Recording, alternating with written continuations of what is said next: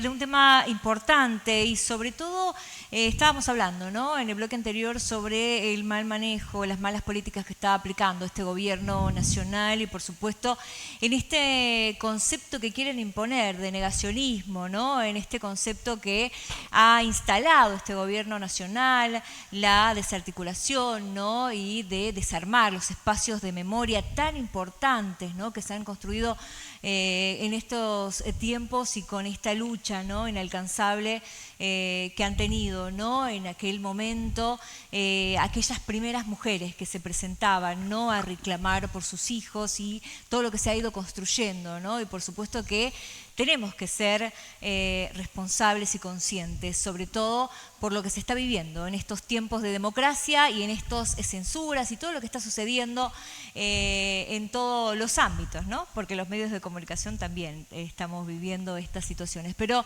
para hablar de este tema puntual, por supuesto, estamos, ¿no?, justamente con Sara Amrad, quien le agradecemos la visita. Ella es representante, ¿no?, de las Abuelas de Plaza de Mayo, seccional Tucumán, y también estamos con Ana Gemio, ¿no?, doctora en Ciencias Sociales. Ella pertenece al Centro de Estudios sobre Genocidios, porque se van a cumplir, ¿no?, 50 años del operativo Independencia en Tucumán. ¿Cómo están? Gracias por venir, por visitarnos. Buenos días, ¿cómo están? Bien. Te tengo que hacer una corrección. Madre. Yo soy de la Asociación Madres de Plaza de perdón, Mayo, sí. filial Tucumán. Sí, bueno, Sara, venimos sufriendo, ¿no?, muchas situaciones a través de este gobierno nacional. Tucumán no es ajeno a este tema y tiene que ver con desarmar los espacios de memoria, con negar, no son 30, ¿no?, y todas estas cuestiones que trata de instalar este gobierno nacional, pero que hay una Argentina de resistencia, ¿no?, de no volver nunca más a vivir todo esto. Así es, el tema no es negarlo. El tema más duro y más perverso es la reivindicación del secuestro, la tortura, la muerte, rescatar, digamos, a los que ellos consideran presos políticos cuando son realmente genocidas. Para las madres es muy doloroso, pero también activa nuestra lucha, ¿no? Porque el horror, así como circuló en las casas, en las calles, en los lugares de trabajo, en otros momentos, también lo tenemos que sentir en forma cultural. Totalmente. Entonces, la lucha continúa y con mucha más fuerza.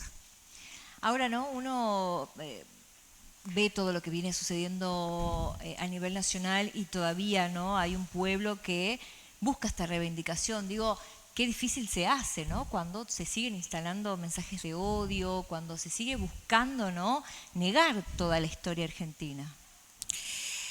Bueno, lo que pasa es que no nos olvidemos que la represión y la dictadura del 76 no ha sido organizada por las Fuerzas Armadas, sino por los grupos económicos. Entonces la lucha está ahí, porque son los grupos económicos los que desde la década del 30 vienen insistiendo con los golpes de Estado. No nos olvidemos que los grupos económicos son los que profundizaron en Tucumán, por ejemplo, el tema de la represión ya con la dictadura de Onganía, con el cierre de los ingenios, la militancia sindical bastante golpeada. No nos olvidemos que en esa época de la década del 60 ya teníamos un muerto, una muerta, Hilda Guerrero de Molina, y a esos grupos civiles todavía no los hemos derrotado. Son los que están manejando hoy los destinos de la patria. ¿Dónde se conocieron? Lamentablemente, la dictadura militar se retiró, pero los grupos económicos, civiles, en la justicia, en tantos espacios todavía estamos. Ahora, Ana, hay un retroceso cuando uno piensa, ¿no?, en eliminar presupuestos, en eliminar espacios de memoria. Digo, hay un retroceso de todas las conquistas que se vienen realizando, de todas las investigaciones, de los juicios que se vienen llevando a cabo. Mira, yo creo que hay una ofensiva muy grande antes que un retroceso liso y llano, y quizá la pregunta interesante para hacerse es ¿por qué? ¿No? A uno le parece que va de suyo, bueno, porque este gobierno es así, pero ahondar en la pregunta de por qué me parece importante, porque como decía recién Sara, obviamente hay como un interés específico y corporativo, si querés, en lograr la liberación de muchos de los genocidas que están hoy presos, incluso algunos en cárceles domiciliarias, pero así todo quieren absolver o indultarlos o sacarlos de la cárcel, ¿no? Pero yo creo que hay otro motivo que tiene una enorme actualidad también, que es que el pueblo argentino vuelva a aceptar la represión como un camino legítimo. Si hay algo que se ha construido junto con el Nunca Más, es un cierto reparo, un cierto rechazo a que cuando uno se manifiesta por derechos, por el bienestar de la mayoría, el Estado no tiene que reprimirlo, meterlo preso, hacer los protocolos antipiquete. Durante mucho tiempo se logró construir ese consenso. Entonces, creemos que a través de una vuelta histórica, ¿no? Y volviendo sobre el tema de la dictadura, también lo que se quiere legitimar es la posibilidad del Estado de reprimir. Y se lo hace en un momento donde se está llevando a cabo un proyecto regresivo enorme para nuestra sociedad, para las mayorías, desde el punto de vista económico, social, cultural, etcétera, etcétera. Y nuestra historia lo demuestra, como decía Sara, desde el 30, que esos proyectos regresivos no pueden hacerse sin una variable magnitud de represión. Entonces, de alguna manera, atacar la memoria también, o la memoria que se supo construir sobre el genocidio, también es una manera de decir, bueno, estamos preparados y buscamos que la sociedad nos acompañe cuando haya que reprimir. Totalmente, bueno, y también se ve reflejado, ¿no?, en esto que viene sucediendo, y la marcha del 24 creo que fue emblemática, ¿no?, de decir, bueno, hay un gobierno que intenta instalar una parte de la historia que no existió, ¿no?, porque la realidad es esta, pero hay un pueblo que está reconociendo esto, ¿no?, porque fueron muchos autoconvocados, más allá de las organizaciones que vienen, ¿no?, hace muchos años, Sara. Sí, claro. Por suerte, digamos, hay un gran sector de la población que tiene la conciencia de lucha y de resistencia a estas formas represivas, pero que el sentido es el sometimiento de todo un pueblo. Por eso hoy, si vamos a hacer una comparación, también hay como una necesidad desde el gobierno, desde los funcionarios, desde el presidente, de profundizar lo que ellos, los objetivos de ellos, que es el sometimiento de todo un pueblo. Entonces, hay un sector de la población, es cierto, que lo apoyan, pero también no tenemos que perder de vista que hay un sector de la población que aplaudió la dictadura militar. Claro. Entonces hay una lucha cultural y sobre todo de defensa a la vida. Ellos agreden la vida con secuestro, tortura y muerte, pero también con sistemas económicos, la pobreza que hay, lo que está pasando con los jubilados, el hambre, la miseria, los que viven al borde de una sociedad injusta. En la quita de derechos, ¿no? Claro, porque ellos odian la vida del pueblo, vamos a decirlo de alguna manera, la desprecian. Entonces, cuando es un pueblo luchador, como venía siendo en la década del 70, hay que hacerlo desaparecer, hay que secuestrarlo. Hoy la desaparición es de otra forma, es económica, pero eso comenzó en aquella época. Sí, realmente es un montón de ítems, ¿no? Si nos ponemos a ver desde los índices de pobreza, el avasallamiento laboral, no nos olvidemos las modificaciones, los jubilados, realmente son otras épocas, pero es otra forma de... Es otra forma, el desprecio, ¿no? El odio con el que se expresan. Totalmente. Sí. Ahora, digo, qué importante es también avanzar en los juicios, ¿no? Que hubo una etapa en Argentina en donde quedaron en un segundo plano, en donde no se avanzó, a pesar de que había, ¿no?, una gran conquista. Lo pudimos ver en la época de Mauricio Macri, ¿no?, como vimos también cómo se demoraron. Digo, qué importante que esto no retrase, que se continúen, ¿no?, con los Ahí avances. está la participación del Poder Judicial. Cuán importante es y también el poder, ¿no? Porque si hablamos de las independencias, ¿hasta dónde llegan las independencias de los poderes, no? Así es. Va a haber, sí. No, nada. Sí, pensé que iba. Digo, va a haber actividades en un lugar también ha sido emblemático, hubo despidos, ¿no? Desvinculaciones.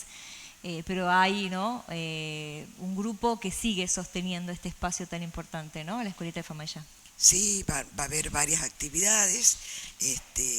Acá una de las motoras de todas esas actividades también es Anita Gemio. Se comenzará con actividades en la Escuelita, después en Santa Lucía y en Tafí Viejo también. Bien. Bueno, están programadas, proyectadas para la participación de todos y todos. Y en la Escuelita de Famaillá es muy importante que se haga una actividad muy fuerte, porque hasta hoy, dentro de lo que es la población de Famaillá, todavía no hay un acompañamiento fuerte, digamos, ¿no? Ha sido tanta la agresión, instalando un centro clandestino tan perverso ahí en medio de la población, que la gente todavía circula, quizás no ya el miedo, pero sí el no participar. Por suerte se está rompiendo, ¿no?, por todo lo que se ha venido haciendo con la mesa de consenso, con la coordinación de María Coronel. Ahora está Galo Ismael coordinando las actividades de la escuelita, y bueno, esperamos que sea multitudinario el acompañamiento. Y pienso en esto, ¿no?, qué importante también es en esto de llegar, cómo el Estado debería involucrarse, cómo un Ministerio de Educación debería, ¿no?, así como tenemos la visita obligada al Museo de la Casa Histórica, ¿por qué no contar la historia, ¿no? La falta de compromiso también en esto. Sí, y además, bueno, todo esto remarcarlo también en el marco de esta fecha tan particular, porque lo que está pasando ahora en este febrero es que se cumplen 50 años del Operativo Independencia. Un acontecimiento que ha sucedido en Tucumán, pero que tiene una importancia de nivel nacional, porque en realidad lo que ha sido el puntapié inicial del plan sistemático de desaparición forzada y de centros clandestinos en toda la Argentina. El comienzo del genocidio ocurrió acá en Tucumán, no casualmente. Era un pueblo muy luchador que desde el cierre de ingenios, como decía Sara, venía organizándose, y se decide acá hacer ese primer ensayo. Y eso también tuvo unas características muy particulares, porque ha hecho del Operativo Independencia, como ocurrió durante un gobierno constitucional, y hubo centros clandestinos y desapariciones durante un gobierno constitucional. De hecho, la mitad de las víctimas que hay en Tucumán son del Operativo Independencia. Entonces, ese hecho ha costado mucho que se reconozca, ¿no? También porque está el estigma muy fuerte de que el Operativo Independencia era para perseguir a la guerrilla, entonces hubiese estado bien en ese momento, ya después en el golpe no. Bueno, por todos estos argumentos ha sido muy difícil que este acontecimiento se reconozca. Sin embargo, ha habido un reconocimiento no solo social, sino también judicial, que es lo que hablaba recién con los juicios. Ha habido 2 juicios sobre el Operativo Independencia específicamente, por 270 víctimas, donde se ha condenado a personas reconociendo que durante 1975 lo que hubo fueron crímenes de lesa humanidad, ¿no?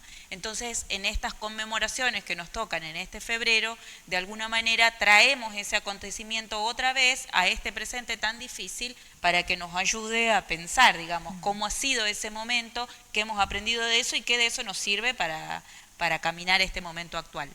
Sí, total. Bueno, te escuchaba, ¿no?, justamente, y cuántos jóvenes y adolescentes que quizás ni siquiera conocen, ¿no?, lo que ha sido el Operativo Independencia, lo que ha sucedido en la Argentina. Quizás tiene mucho que ver esto también, formar parte de la historia, ¿no? Y aquellos que hoy tienen muy presente lo vivido en ese momento, ¿no?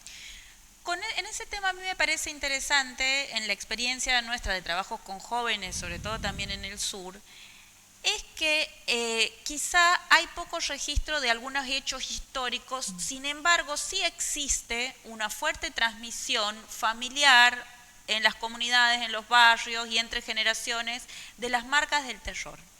Entonces, la centralidad de hablar estos temas no tiene que ver solamente con que hay jóvenes que no saben nada, sino que esos jóvenes en algún lugar saben.